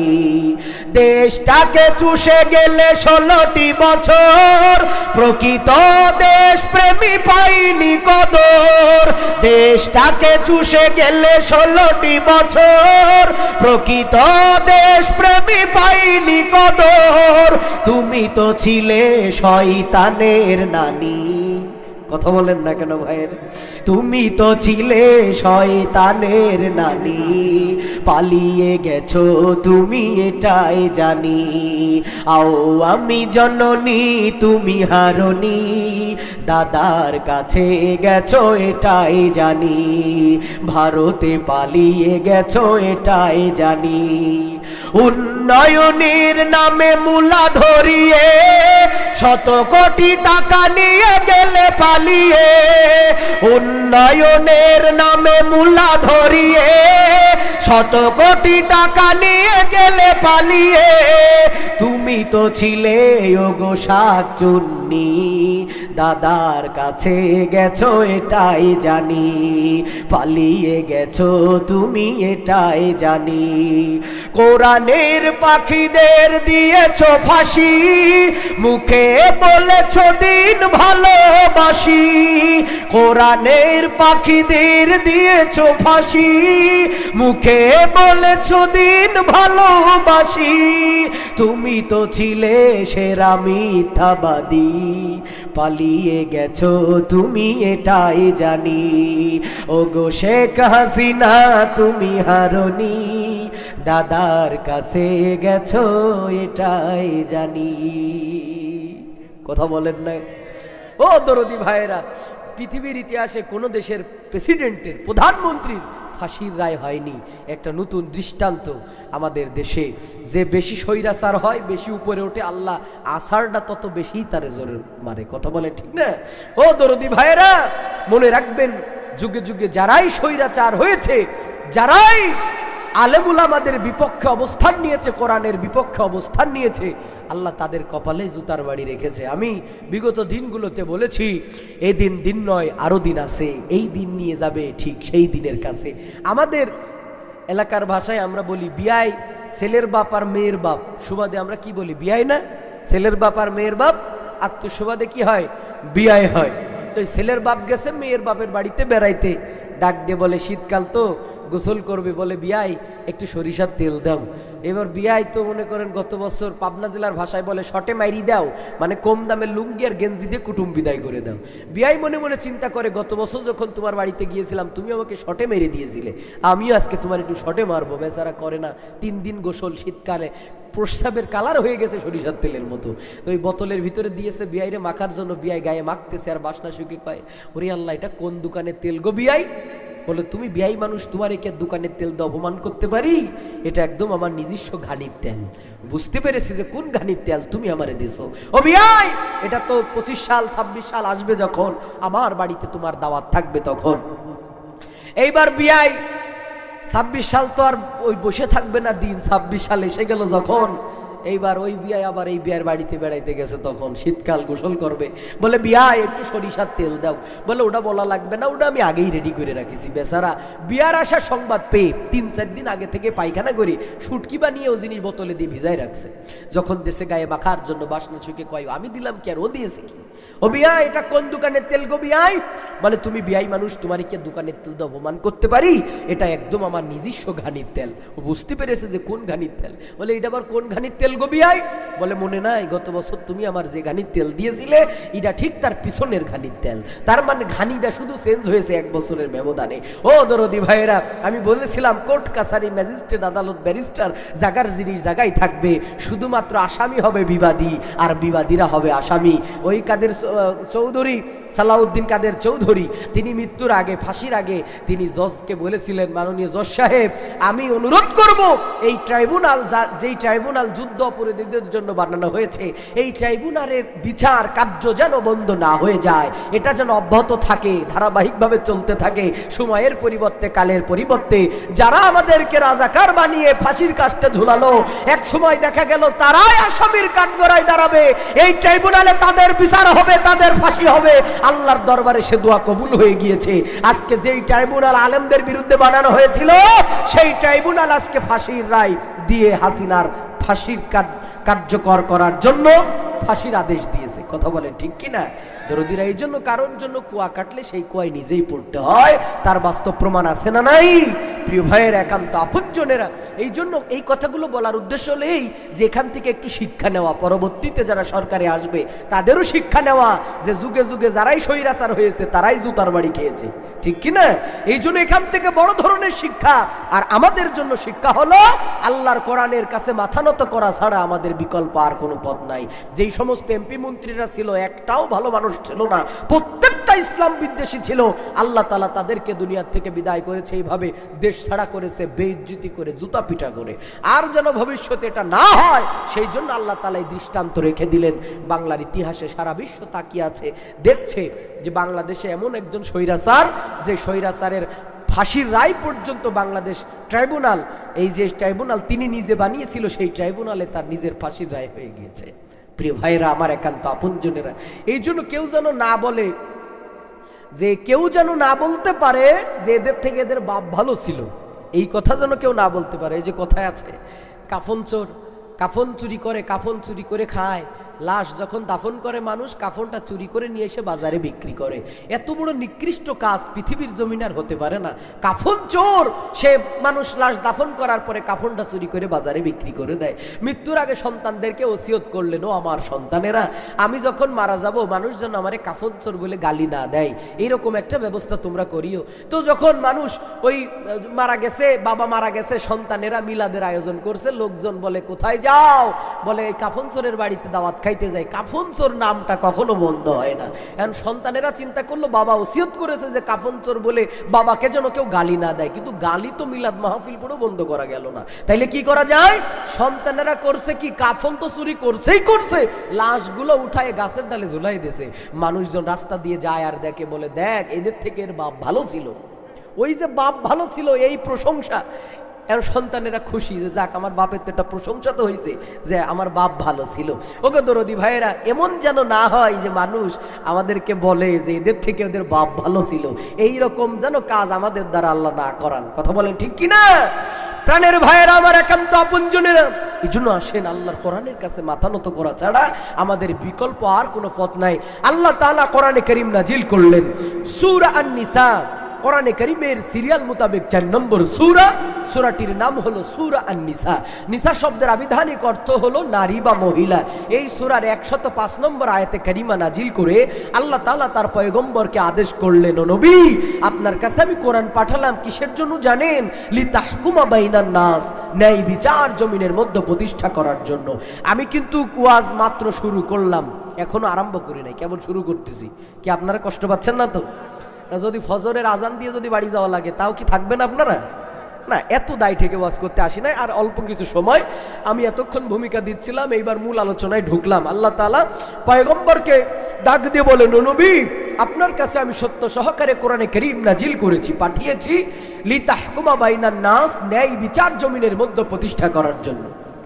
দরদি ভাইয়েরা, আমার একান্ত আপনজনেরা, একটা কলম দিয়ে কান চুলকানো যায়, কলম দিয়ে মানুষের চোখের মধ্যে গুতা দিলে চোখটা চিরদিনের জন্য অন্ধ হয়ে যায়। কলম দিয়ে পিঠ চুলকানো যায়, এই জন্য কিন্তু কলম আবিষ্কার করা হয় নাই, কলম আবিষ্কার করা হয়েছে লেখালেখি করার জন্য। আল্লাহ তাআলা কোরআন পাঠিয়েছেন, এই কোরআন দিয়ে যদি দোয়া তাবিজ দেওয়া হয়, ঝাড়ফুঁক দেওয়া হয়, মানুষের ঘাড়ের জিন ভূত আর থাকে না। কোরআন দিয়ে যদি তাবিজ দেওয়া হয়, লাউ গাছের রুই পোকা নষ্ট হয়ে যায়। কোরআন দিয়ে যদি তাবিজ দেওয়া হয়, নারিকেল গাছের নারিকেল বাদুড়ে আর খাইতে পারে না। কিন্তু এই জন্য আল্লাহ তাআলা কোরআন নাজিল করেন নাই, আল্লাহ কোরআন নাজিল করেছেন লিতাহকুমা বাইনান নাস, ন্যায় বিচার জমিনের মধ্যে প্রতিষ্ঠা করার জন্য। পয়গম্বরে আরবি মক্কার জীবনে শুধু কষ্ট করেছেন, মার খেয়েছেন, অত্যাচারিত হয়েছেন। মদিনাতে আসার পর আল্লাহ তাআলা যখন প্রেসিডেন্টের আসনে বসায় দিলেন, আল্লাহর নবী তখন সাহাবা একরামকে সাথে নিয়ে মদিনাকে সুন্দর একটা রূপ দিলেন, যেই মদিনার নাম ছিল ইয়াসরিব। ইয়াসরিবের শহরটাকে আল্লাহর নবী মদিনা শহর নাম দিয়া মসজিদে নববী নির্মাণ করলেন, নবীজির মসজিদ নির্মাণ করলেন, মেম্বরে বসলেন। আল্লাহ তাআলা আদেশ করলেন, ও পয়গম্বর শুনে নেন আপনি কোরআনে কারিমের ভাষায়, ইন্না আনজালনা ইলাইকাল কিতাবা বিল হাক্কি লিতাহকুমা বাইনান নাসি বিমা আরাকাল্লাহ। আল্লাহ বললেন, পয়গম্বর সত্য সহকারে আপনার উপরে কোরআনে কারিম নাজিল করলাম, এখন আপনার হাতে আমি পাওয়ার দিলাম, শক্তি দিলাম, আপনি এখন বলবেন যাহা সমাজের মধ্যে বাস্তবায়িত হবে তাহা। তবে আল্লাহর কোরআন দিয়ে সমাজ নির্মাণ করা লাগবে, নিজের মন গড়া তৈরি করা আইন দিয়ে না। আল্লাহ তাআলা একের পর এক কড়া কড়া আয়াতগুলো নাজিল করতে শুরু করে দিলেন। আল্লাহ তাআলা কুদরতিভাবে ওই জমিনটাকে স্বর্ণের জমিন বানায় দিলেন। আজও পর্যন্ত যদি আমরা আল্লাহর ওই কোরআনের আইনকে যদি মনে প্রাণে মেনে যদি ধারণ করি, লালন করি, সমাজের মধ্যে যদি কোরআনের আইন বাস্তবায়ন করি, এই জমিন স্বর্ণের জমিনে পরিণত হবে, এতেও কোনো সন্দেহ নাই। এখন আপনারা বলেন কোরআনের আইন দরকার আছে না নাই? আমরা যদি কোরআনের পক্ষে আসি, কোরআন দিয়ে যারা সমাজ চালাতে চায় তাদের পক্ষে যদি আমরা থাকি, তাদেরকে সমর্থন করি, তাহলে আল্লাহ তাআলাও আমাদেরকে এই জমিনের ভিতরে আল্লাহ রব্বুল আলামিন সব থেকে দামি এবং সম্মানিত করবেন। রব্বে করিম আমাদেরকে কবুল করুক, সবাইকে কবুল করুক দ্বীনের জন্য, ইসলামের জন্য, কোরআনের পক্ষে থাকার। দীর্ঘক্ষণ কথা বলেছি, আর সময় দীর্ঘায়িত করব না আমার প্রাণের ভাইয়েরা। যেহেতু আপনারা যে কয়জন ছিলেন তার মধ্যে অর্ধেক আবার চলে গেছেন, তো এই জন্য এত অল্প সংখ্যক লোক নিয়ে কথা বলা যায় না। তো আপনারা যারা আছেন আলহামদুলিল্লাহ, আমি মনে করি ভালো ধানের ভিতরে তো চিটে ধান থাকে, বাতাসে উড়ে চলে যায়। তো বাতাসে যারা উড়ে চলে গেছে, চিটা ধানগুলো চলে গেছে, ভালো দানাগুলোই পড়ে আছে। আলহামদুলিল্লাহ, আপনারা অনেক দামি এবং সম্মানিত। আপনাদেরকে নিয়ে আমি এখন একটু মুনাজাত করে আজকের মতো শেষ করব প্রোগ্রাম। আর মুনাজাতে আমরা একটু চোখের পানি ফেলে আল্লাহর কাছে দোয়া করব। আমাদের পিতামাতা, আত্মীয় স্বজন, আপনজন যারা অন্ধকার কবরে, সবাইকে নিয়ে আমরা দোয়া করব। তবে দোয়ার আগে আমরা সবাই একটু মক্কা মদিনা থেকে ঘুরে আসব। আমরা একটু মক্কা মদিনায় যেতে চাই। আমার হুজুর বারবার বলেছেন যে আমরা আপনার মদিনার গজল আমরা শুনি মোবাইলে, এখন আমরা একটু সরাসরি একটু মদিনা নিয়ে ভালোবাসায় হৃদয়কে উজাড় করে আমরা অন্তরের চক্ষু দিয়ে মদিনাকে দেখব ইনশাল্লাহ। অন্তরের চক্ষু দিয়ে মদিনা দেখব, হৃদয় উজাড় করে আসেন। আমার খুব জনপ্রিয় একটা নাতে রসুল, আপনারা অনেকেই শুনেছেন, মোবাইলে ইউটিউবে অনেকেই শুনেছেন, জন্ম আমার নবীর যুগে হলে কেমন হতো। ওগো দরদিরা, যদি নবীর যুগে জন্মগ্রহণ করতাম তাহলে কেমন হতো। আমরা নবীজিকে দুই নয়নে দেখতাম, নবী বয়ান করতো, আমরা শুনতাম, হৃদয় প্রশান্তিতে ভরে যেত। বেলালের কণ্ঠের আজান আমরা সরাসরি শুনতাম, দুই নয়নে আমরা দেখতাম সাহাবীদেরকে, কতই না আনন্দ হতো আমাদের। আল্লাহ তাআলা যদি আমাদেরকে ১৫০০ বছর পরে দুনিয়াতে পাঠিয়েছেন, তারপরেও নবীর প্রেম অন্তরে আমাদের আছে না নাই, ভালোবাসা আছে না নাই? সেই নবীর প্রেম ভালোবাসায় হৃদয়কে উজাড় করে আমার সঙ্গে সবাই একটু যদি পারেন আমার সঙ্গে একটু গাওয়ার জন্য চেষ্টা করবেন। কারণ কি, নবী প্রেমের নাত গজল যত বেশি গাইবেন, আল্লাহ তাআলা আপনাকে মদিনার রওজায় তাড়াতাড়ি কবুল করবে। আমি খুব ছোটবেলা থেকে বিভিন্ন মাহফিলে নাত গাইতাম, বেশি বেশি নবীজির শানে নাত পড়তাম। আল্লাহ তাআলা ২০১৯ সালে সর্বপ্রথম আমাকে মক্কা মদিনার মেহমান বানিয়েছেন। এরপর তো ধারাবাহিকভাবে আল্লাহ তাআলা কয়েকবার মক্কা মদিনায় নিয়েছেন, শুধুমাত্র নবী প্রেমে নাতগুলো বেশি বেশি গাওয়ার কারণে। এই জন্য বেশি বেশি দুরূদ পড়বেন, বেশি বেশি নাত গাইবেন। আসেন, নবী প্রেমে আমার জনপ্রিয় গজলটি আমি আপনাদেরকে উপহার দিতে চাই। কষ্ট হবে না তো আপনাদের? আসেন সবাই মিলে গাইব। জন্ম আমার নবীর যুগে হলে কেমন হতো, জন্ম আমার নবীর যুগে হলে কেমন হতো, দু নয়নে রাসূল পাক দেখলে কেমন হতো, দু নয়নে রাসূল পাক দেখলে কেমন হতো, জন্ম আমার নবীর যুগে হলে কেমন হতো, জন্ম আমার নবীর যুগে হলে কেমন হতো। আসতো ভেসে হযরতে বেলালের মধুর আযান, যেই আযানে ছিল এমন প্রেম মুগ্ধ রহমান। আসতো ভেসে হযরতে বেলালের মধুর আযান, যেই আযানে ছিল এমন প্রেম মুগ্ধ রহমান। দয়াল নবীর পিছে নামাজ পড়লে কেমন হতো, দয়াল নবীর পিছে নামাজ পড়লে কেমন হতো। দুনয়নে রাসূল পাক দেখলে কেমন হতো, দুনয়নে রাসূল পাক দেখলে কেমন হতো। জন্ম আমার নবীর যুগে হলে কেমন হতো, জন্ম আমার নবীর যুগে হলে কেমন হতো। দিনই কত আলোচনায় থাকতাম আমি অধম, সামনে রাসূল পাক হতো পাশে সাহাবাগণ। দিনই কত আলোচনায় থাকতাম আমি অধম, সামনে রাসূল পাক হতো পাশে সাহাবাগণ। আবু বকর ওমর উসমান আলীর সঙ্গী কেমন হতো, আবু বকর ওমর উসমান আলীর সঙ্গী কেমন হতো।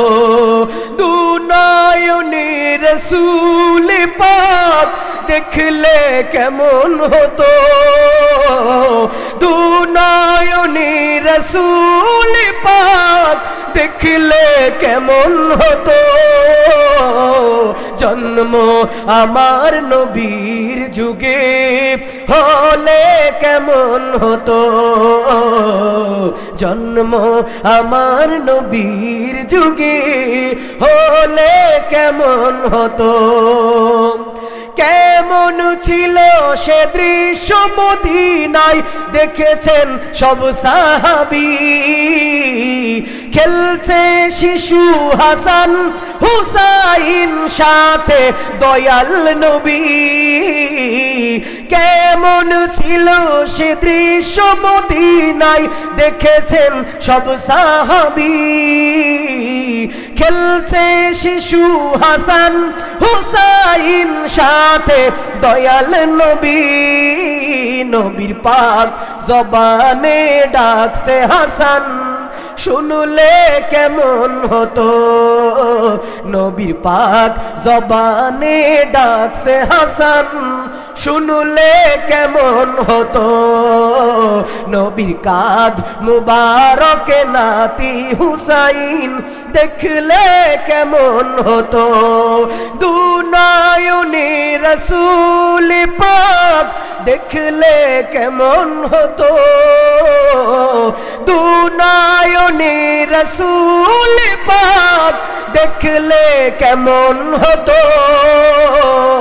জন্ম আমার নবীর যুগে হলে কেমন হতো, জন্ম আমার নবীর যুগে হলে কেমন হতো, জন্ম আমার নবীর যুগে হলে কেমন হতো।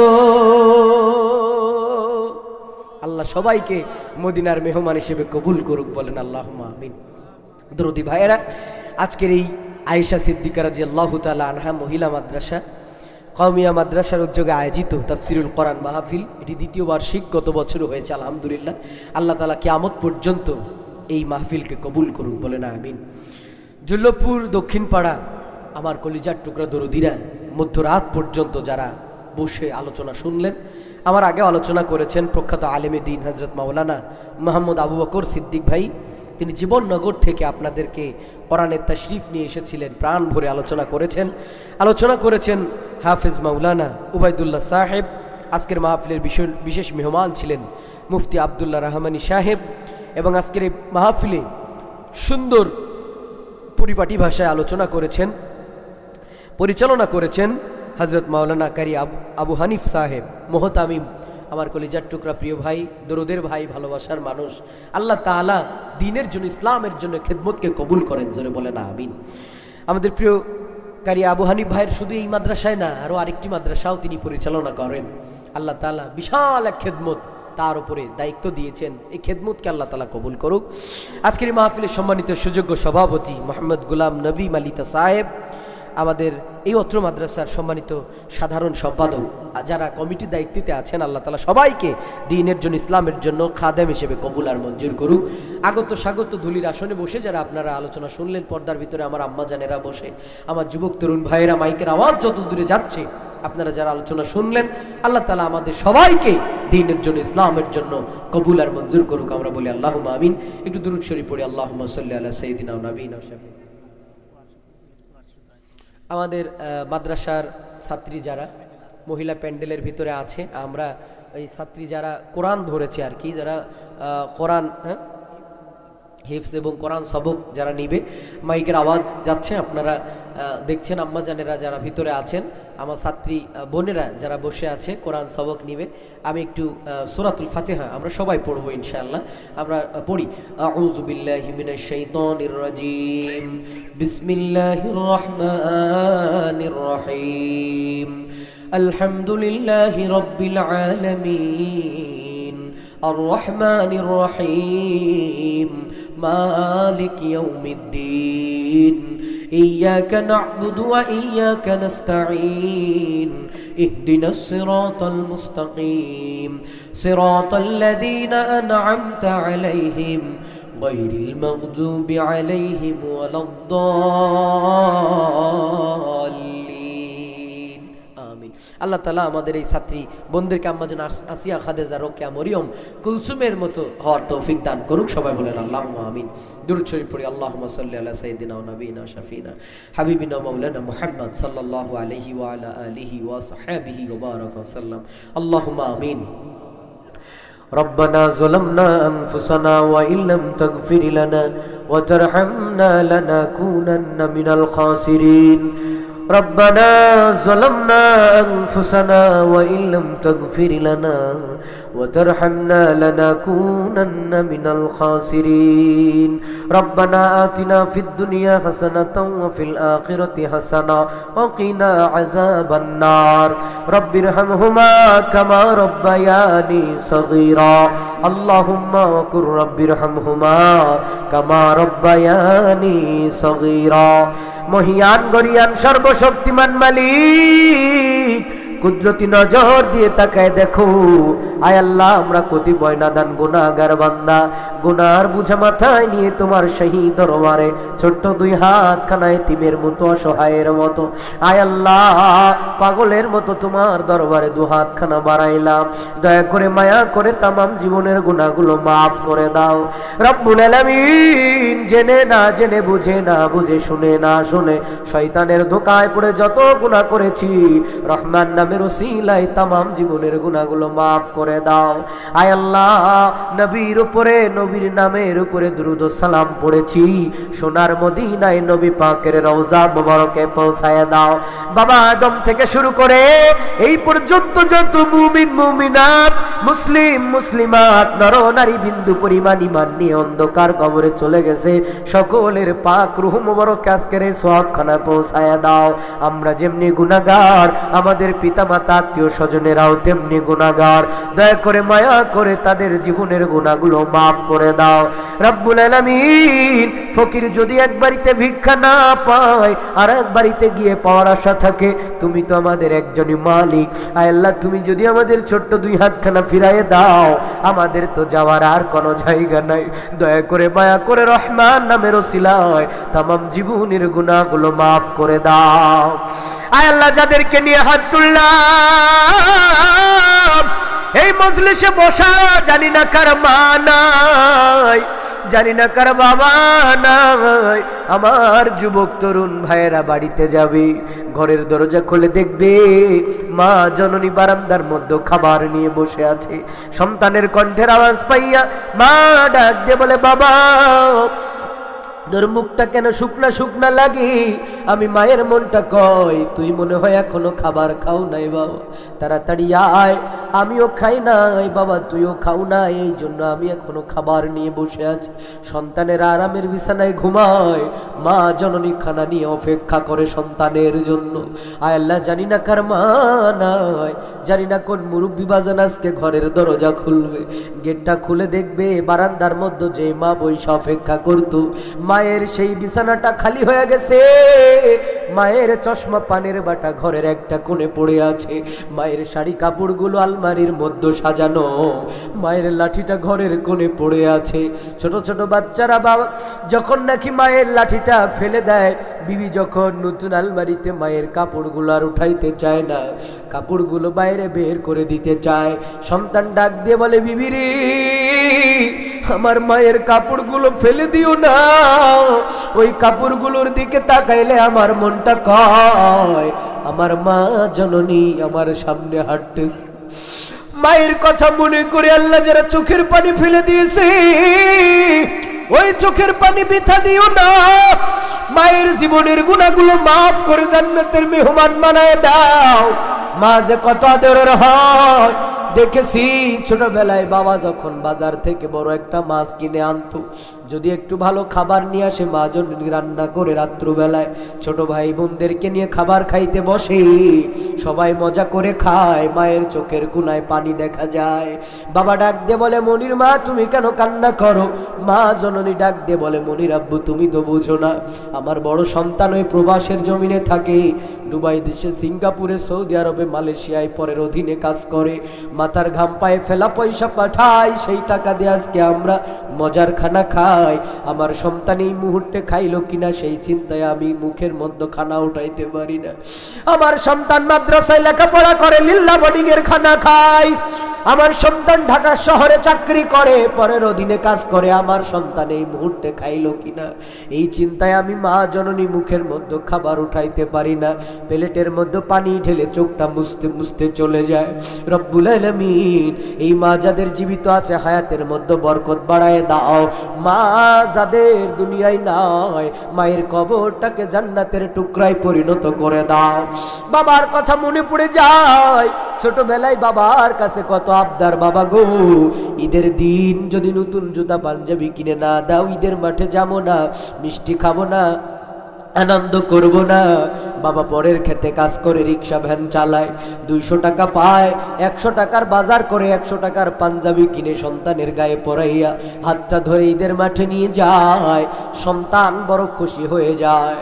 কত ঈদ পার হয়ে গেল, যার বাবা নাই হাতটা ধরে তো কেউ আর ঈদের মাঠে নিয়ে যায় না, জুম্মার নামাজে হাতটা ধরে কেউ আর মসজিদে নিয়ে যায় না। রব্বুল আলামিন ওই বাবা নামের বটের ছায়া যার মাথার উপর থেকে সরে গেছে, আল্লাহ মাফ করে দাও, বাবার কবরটাকে জান্নাতের টুকরায় পরিণত করে দাও। পর্দার ভিতরে বসে আমার আম্মা জানেরা হাত তুলেছেন, কত মা তার নিজেদের মা হারা, বাবা হারা, আপনজন হারা। আল্লাহ গো আমার আম্মা জানদের দোয়াকে কবুল করে নাও। আসিয়া, খাদিজা, রোকেয়া, মরিয়ম, কুলসুমের মতো চরিত্র বানায় দাও। মুরব্বী বাজানদেরকে আবু বকর, ওসমান আলীর মতো কবুল করো। যুবক ভাইদেরকে, তরুণদেরকে আল্লাহ খালিদ বিন ওয়ালিদের মতো কবুল করে নাও। আয় আল্লাহ তোমার কাছে ফরিয়াদ, আয়েশা সিদ্দিকা রাদিয়াল্লাহু তাআলা আনহা মহিলা মাদ্রাসাকে কিয়ামত পর্যন্ত কবুল করো। আল্লাহ মাদ্রাসার যত জরুরত রয়েছে গায়বী খাজনা থেকে পূরণ করে দাও। আল্লাহ আমার কলিজার টুকরা মহতামিম সাহেব, আমার ভালোবাসার মানুষ মাওলানা কারি ব্যাপারী আবু হানিফ ভাই, আল্লাহ খাস করে দোয়া করি রব্বুল আলামিন আজকের এই দোয়াকে কবুল করো, দ্বীনের জন্য ইসলামের জন্য কবুল করে নাও। মাহফিলের জন্য যারা টাকা দিয়ে পয়সা দিয়ে শ্রম দিয়ে মেধা বুদ্ধি দিয়ে সহযোগিতা করেছে সকলকে আল্লাহ তুমি দ্বীনের জন্য ইসলামের জন্য কবুল আর মঞ্জুর করে নাও রব্বুল আলামিন। শেষ বেলায় তোমার কাছে একটা দাবি জানাই, নবী নবী নাম শুনেছি, নবীকে তো দুই নয়নে দেখি নাই, মনে বড় আশা আমরা সোনার মদিনায় যাইতে চাই। যারা গেছে আল্লাহ বারবার যাওয়ার তৌফিক দাও, যারা যাইতে পারে নাই দুই নয়নে মদিনা দেখার সুযোগ করে দাও আল্লাহ। তাও যদি নসিবে না হয় কোনো একদিন স্বপ্নের মাধ্যমে তোমার হাবিবের নুরানি চেহারা মুবারক একদিন আমাদেরকে দেখায় দিও গো আল্লাহ। স্বপ্ন যোগে নবীজিকে দেখার তৌফিক দিও আল্লাহ। নবীজির নুরানি চেহারা না দেখাইয়া আমাদের কাউকে মৃত্যুর কোলে ডাক দিও না গো আল্লাহ রব্বুল আলামিন। আজকের এই মাহফিলকে তুমি কিয়ামত পর্যন্ত জারি রাখার তৌফিক দাও, কবুল করে নাও, ভুল ত্রুটি ক্ষমা করে আল্লাহ সহিটুকু কবুল আর মঞ্জুর করো আল্লাহ। যারা সহযোগিতা করেছে সকলের সহযোগিতাকে আরো কবুল করো রব্বুল আলামিন। জায়গা দিয়ে প্যান্ডেল দিয়ে সুন্দর সাউন্ড সিস্টেম দিয়ে যারা সহযোগিতা করেছে আল্লাহ তাদের ব্যবসা বাণিজ্যের মধ্যে তুমি খাস রহমত আর বরকত দান করে দাও। রব্বানা তাকাব্বাল মিন্না ইন্নাকা আনতাস সামিউল আলিম ওয়া তুব আলাইনা ইন্নাকা আনতাত তাওয়াবুর রহিম। সুবহানা রাব্বিকা রাব্বিল ইজ্জাতি আম্মা ইয়াসিফুন ওয়া সালামুন আলাল মুরসালিন। মৃত্যুর সময় সকলের জবানে ঈমানের কালেমা তয়্যিবা নসিব করে দিও, লা ইলাহা ইল্লাল্লাহু মুহাম্মাদুর রাসূলুল্লাহ। আসসালামু আলাইকুম ওয়া রাহমাতুল্লাহ।